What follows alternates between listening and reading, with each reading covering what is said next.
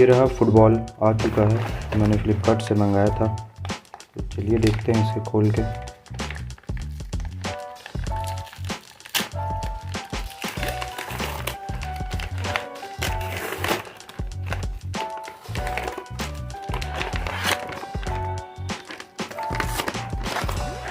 Football मंगाया था मैंने, देखते हैं कैसा है क्वालिटी वगैरह।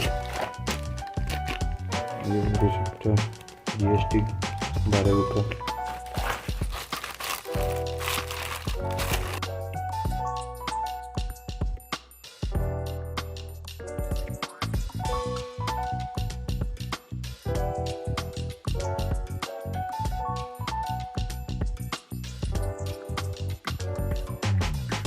हवा भराना पड़ेगा।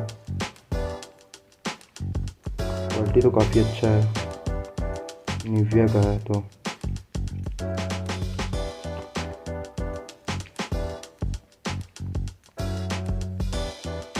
बारकोड दिया गया है इसका।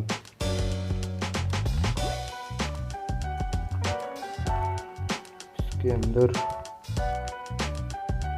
ब्लैडर है कि नहीं है,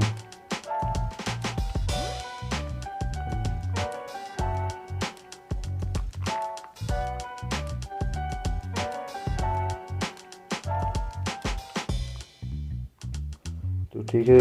ये फुटबॉल तो अच्छा निकला। अब हम उसे गिफ्ट करेंगे, देखेंगे उसका रिएक्शन क्या होता है।